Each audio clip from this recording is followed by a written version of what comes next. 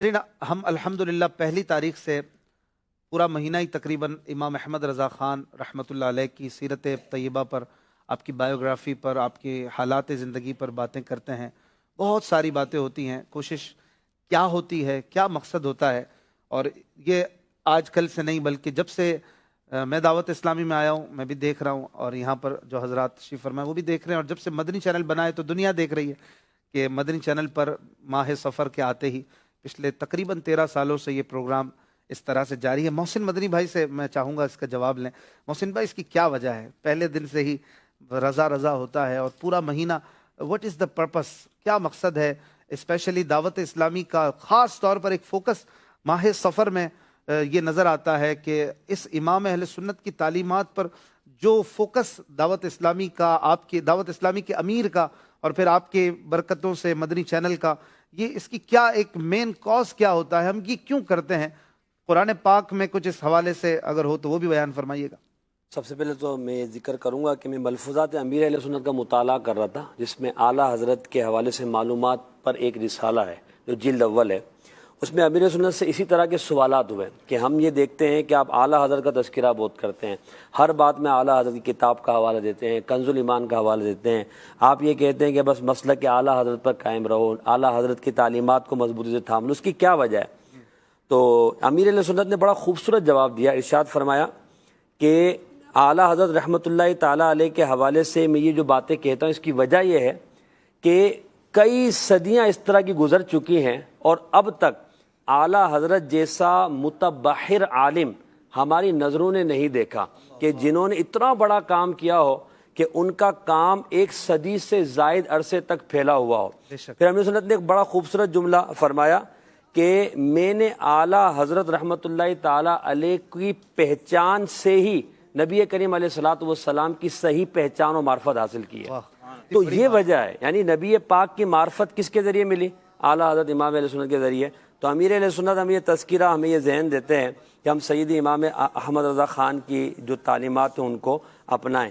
تو اچھا، یہ جو ہمارا دعوت اسلامی کا ماحول ہے، امیر اہل سنت نے سب کو یہ ترغیب دی ہے، تربیت دی ہے، اور اس بات کا یوں سمجھے کہ ہم سے بار بار عہد لیتے ہیں کہ ہم نے اعلیٰ حضرت کی تعلیمات کو نہیں چھوڑنا۔ فرماتے کہ میری آنکھیں اعلیٰ حضرت پر بند ہیں۔ اب جب اعلیٰ حضرت پر آنکھیں بند ہیں، اور پھر جو دوسری بات فرماتے ہیں بند ہونا یہ بھی ایک محاورہ ہے۔ ہاں، محاورہ ہے۔ اٹ مینس کہ مطلب شخصیت کا کوئی پہلو جو ہے اس پر میں کوئی نقص، کوئی عیب، کوئی تصور ہی نہیں کر سکتا، کیونکہ اللہ نے ان کو ایسا فضل و کمال دیا ہے، اور ہم نے جانچ پڑتال کر کے اب ان کے قدموں میں آئے ہیں، اب آنکھیں بند کر لی ہیں الحمدللہ۔ تو پھر امیر سنت فرماتے کہ میری رگو پے میں رضویت جو ہے وہ خون کی طرح تیرتی ہے۔ یعنی اگر امیر سنت کو دیکھا جائے تو سید اعلیٰ حضرت امام اہل سنت کی تعلیمات اور ان کو عام کرنا یہ آپ کی زندگی کا حصہ ہے۔ وجہ کیا ہے؟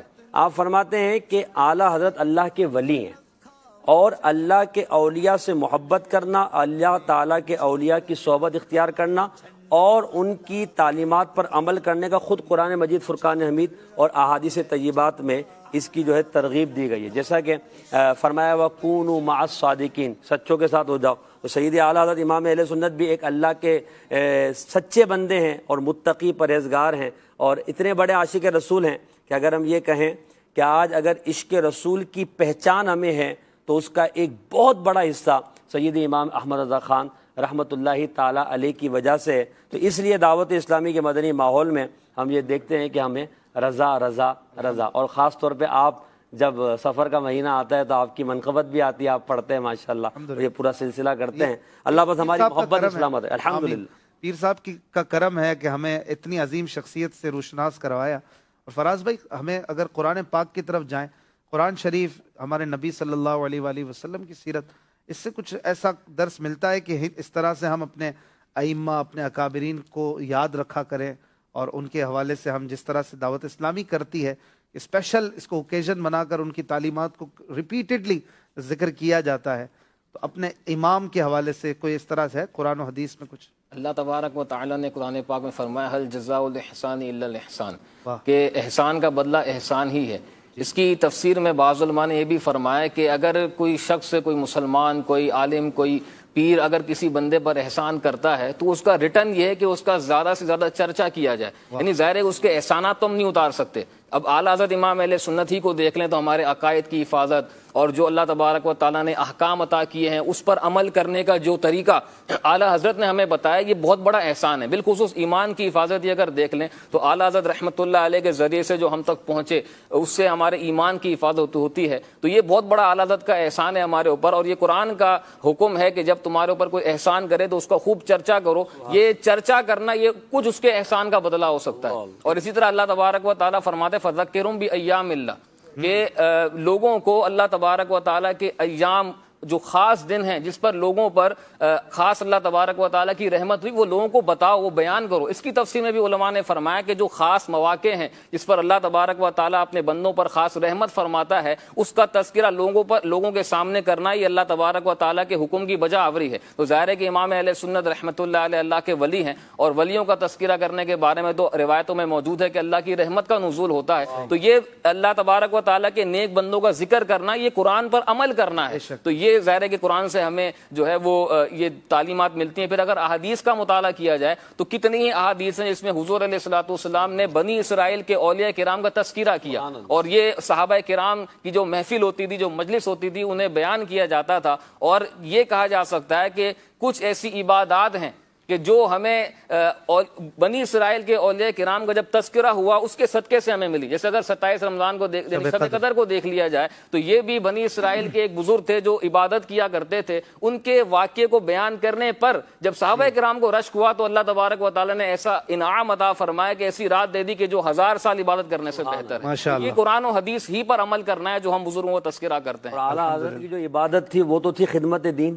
خدمت قرآن، خدمت سنت اور ایتھک، یعنی کتنی بڑی عبادت تھی کہ لوگوں کا دین و ایمان بچانا۔ جیسے انہوں نے فرمایا کہ اللہ کی نعمت ہے، مجھے یاد آیا ہم نعرہ لگاتے ہیں آقا نعمت، تو اعلیٰ حضرت تو کئی نعمتوں کو ملنے کا ذریعہ ہے، تو پھر ان کا تذکرہ کیوں نہ کریں۔ اور راشد بھائی، جو دور چل رہا ہے اس وقت پر فتن زمانہ ہے، جدت، سوشل میڈیا کے بڑے بڑے فتنے بھی ساتھ کھڑے ہوئے ہیں، اور جہاں پر یوں کہیے عقائد پر، اعمال پر، ایمان پر کمزوری لانے یا ڈاکہ ڈالنے کے لیے ہر قدم پہ کوئی چور ڈاکو کھڑا ہے، ایسے زمانے میں اس طرح کی ہستیوں کا ذکر اور ان کی فکر، ان کی سوچ کو عام کرنا اور ان کی روز و شب کے معمولات کو بیان کرنا، ان کی اسپیشلٹیز کو بیان کرنا، ان کے عشق رسول کو بیان کرنا، ان کا ختم نبوت کے لیے کام بیان کرنا، ان کے عقائد میں تسلب کو بیان کرنا، قرآن سے ان کی محبت بیان کرنا، یہ در حقیقت امت کو بھی تو اسلام اور دین سے جوڑ رہا ہے نا۔ یعنی صرف میں یہ عرض کیا کرتا ہوں ناظرین کو کہ ہم یہاں اعلیٰ حضرت جو کرتے ہیں، مقصد صرف یہ نہیں ہوتا کہ ایک شخصیت کی کوئی زندگی کی ہسٹری بیان کر دینا، بلکہ مقصد ہمارا یہ ہے کہ ہم سب جس طرح اعلیٰ حضرت دین اور اسلام سے جڑے ہوئے تھے، ہم بھی ایسے ہی جڑ جائیں اور ہم بھی اسی طرح پیچھے پیچھے چل پڑے۔ در حقیقت رضا کے پیچھے مقصد ہے اسلام، دین، سنت، اور اس کا استعارہ بن گیا رضا۔ آپ نے موجودہ دور کے فتنوں کے حوالے سے ذکر فرمایا۔ آج سے تقریباً 150 سال پہلے کا اگر ہم سیناریو دیکھتے ہیں تو برِ صغیر میں ایسی کیفیت تھی کہ ہر طرف سے دین اسلام کے مختلف شعبوں پر حملے کیے جا رہے تھے، قلم کے ذریعے، دین کے نام پر، تبلیغ کے نام پر، اور رب تبارک و تعالیٰ کی شان الوہیت پر تبرہ کیا جا رہا تھا۔ نبی پاک علیہ الصلوۃ والسلام کے آخری نبی ہونے کے عقیدے کے بارے میں مسلمانوں کو متزلزل کیا جا رہا تھا۔ پیری مریدی کے نام پر بعض خرافات کو رواج دیا جا رہا تھا۔ سجدہ تعظیمی کا آپ معاملہ دیکھ لیں۔ اسی طرح بہت سارے ایسے معاملات تھے کہ علم کے ذریعے، قلم کے ذریعے لوگوں کو مس گائیڈ کیا جا رہا تھا۔ اس وقت آج سے 150 سال پہلے اس بات کی ایک حاجت تھی اور حالات کا تقاضا تھا کہ دین کے ہر شعبے میں ایک مجدد آئے اور اس تجدیدی کام کے ذریعے وہ اس شعبے کو نکھارے اور اس کے اصل خد و خال کو لوگوں کے سامنے واضح کرے۔ جب سے دین اسلام جاری ہوا ہے، ہر دور میں جب بھی کوئی فتنہ اٹھا، اللہ تبارک و تعالیٰ نے ایسے افراد کو پیدا فرمایا جنہوں نے مسلمانوں کے عقائد کا تحفظ کیا، ان کے اخلاقیات کا تحفظ کیا اور ان کے سامنے وہی تر و تازہ اسلام پیش کیا۔ اب اعلیٰ حضرت امام علیہ سنت جس دور میں موجود تھے، اس دور میں اتنے فتنے آ چکے تھے، دین کے شعبہ جات میں اتنا بگاڑ آ گیا تھا کہ حالات اس بات کا تقاضا کرتے تھے کہ بہت سارے افراد آئیں، ایک پوری علماء کا پینل آئے، مجددین کا ایک پورا سلسلہ ہو جو ان تمام فتنوں کو دفن کرے۔ لیکن اللہ تبارک و تعالیٰ نے برِ صغیر میں بریلی شریف کی سرزمین پر ایک ایسے مرد کلندر کو منتخب فرمایا جو ایک ہی وقت میں تنے تنا قاری قرآن بھی تھا، حافظ قرآن بھی تھا، عامل قرآن بھی تھا، मुफ्ती इस्लाम भी था, मुफस्सिर कुरान भी था, मुहद्दिस आजम भी था और अपने वक्त का बहुत बड़ा मुजद्दिद और बहुत बड़ा मुज्तहिद भी था। आला हजरत इमाम अहले सुन्नत को अल्लाह ताला ने ये मकाम अता फरमाया कि मुज्तहिदीन के जो तबकात बयान किए जाते हैं, आप मुज्तहिदीन के तीसरे तबके में आते हैं, मुज्तहिद फिल मसाइल। आप मुजाहिद भी थे और तमाम तर फितनों का आपने मुकाबला किया और हर फितने को आपने दफन फरमाया। और ये सिर्फ मुबालगा आराई नहीं है कि आला हजरत हमारे मुर्शिद हैं, हमें उनसे एक अकीदत है तो हम उनकी मदा सराई कर रहे हैं, ऐसा नहीं है। आला हजरत ऐसा ही नहीं है जी आला हजरत इमाम अहले सुन्नत का जो इल्मी काम है, आपके जो कलम से निकले हुए शाहकार हैं, अगर उन रसाइल का, उन अशार का मुताला किया जाए तो ये हकीकत मानने के बगैर कोई चारा ना होगा कि आला हजरत इमाम अहले सुन्नत हर शोबे में तजदीदी काम करते हुए मुजद्दिद बने तो मुजद्दिद आजम, हजरत बने तो आला हजरत और मुफस्सिर बने तो मुफस्सिर आजम। आपने कुरान मजीद फुरकान हमीद की। अच्छा, ये तजदीदी काम क्या होता है? तजदीद जो लफ्ज बार बार आ रहा है, जी। मुजद्दिद भी इसी से बना है। आसान अल्फाज में तजदीदी काम का क्या मतलब होगा? जी अशफाक भाई, एक तो ये होता है कि नॉर्मली दीन के शोबाजात चल रहे हैं, काम चल रहे हैं, कोई आलिम आए, कोई मुहक्किक आए, अपनी खिदमात उसमें सर अंजाम दे, ये तो रूटीन की बात होती है। उलमाए किराम शब रोज़ अपनी खिदमात सर अंजाम देते हैं। लेकिन बाज़ औक़ात ऐसा होता है कि दीन के मुख्तलिफ शोबाजात में, अकायद के हवाले से, आमाल के हवाले से मुख्तलिफ शोबाजात और गोशों में बिगाड़ आता है। कुफार की तरफ से, बदमज़हबों की तरफ से जब बिगाड़ लाने की कोशिश की जाती है, इस्लाम के असल चेहरे को मस्क करने की कोशिश की जाती है, तो रब तबारक व तआला ने अपने महबूब अलैहिस्सलाम के दीन पर यह फजल फरमाया है। और प्यारे आका अलैहिस्सलाम की गैबी बिशारत भी मौजूद है कि हर 100 साल के सिरे पर अल्लाह ताला एक शख्स को मुंतखब फरमाता है, मैं युजद्दिदु लहा दीनहा, जो दीन की तजदीद करता है। तजदीद का माना दीन को रीन्यू करता है, यानी दीन के मामलात में जो बिगाड़ आ रहा होता है, मुसलमान के अकायद व आमाल में उनके अकदार को खराब करने के लिए जो कोशिशें की जा रही होती हैं, उन तमाम खुराफात को खत्म करके अकायद का निखरा हुआ चेहरा लोगों के सामने वाज़े करना, उनके अखलाक और उनके किरदार और बिलखुसूस उनके अकायद का तहफ़्फ़ुज़ करना, ये तजदीदी काम होता है। और जो शख्सियत ये काम करती है उसे मुजद्दिद कहा जाता है। और मैंने आला हज़रत को जो मुजद्दिद आज़म कहा, ये सिर्फ मैंने नहीं कहा,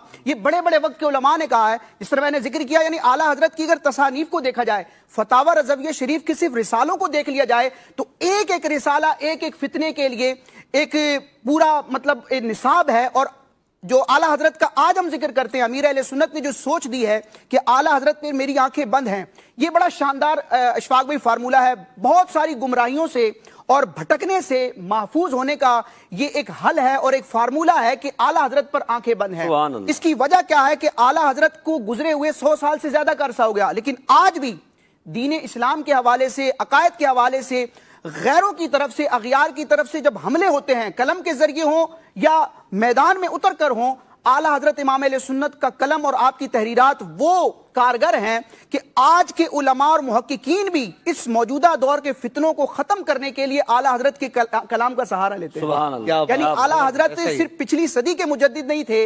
अगर आला हजरत की खिदमात को देखा जाए, आपके रूहानी फैजान को देखा जाए, तो आज भी आला हजरत का तजदीदी काम इन उलमा अहले सुन्नत के जरिए जारी है। अल्हम्दुलिल्लाह, क्या बात है, सुभान अल्लाह। बड़ी बातें हैं। आज इंशाअल्लाह करेंगे हम इमाम अहमद रजा खान रहमतुल्लाह अलैह की स्पेशली कुरान पाक के हवाले से जो खिदमात थी, हम अब उस तरफ चलेंगे, क्योंकि टॉपिक तो बहुत सारे लिए जा सकते हैं। आप समझते हैं पूरा महीना कुछ ना कुछ डिफरेंट हम टॉपिक पर बात करते हैं, करेंगे भी, लेकिन आज स्पेशली कुरान पाक को हम फोकस करेंगे कि इमाम अहमद रजा की इस पर कैसी महारत, कैसी गिरफ्त और कैसी पकड़ थी, आयतों को कैसा समझते थे, और ये अल्लाह की अता से मुमकिन होता है। कुछ अशार सुनेंगे। हमारे जाहिद भाई माशाअल्लाह बड़े खूबसूरत और सीनियर नात ख़ां हमारे साथ मौजूद हैं। इंशाअल्लाह प्यारा सा कलाम रज़ा सुनाएंगे, या जो आप चाहें वो आप हमें सुनाएं इंशाअल्लाह।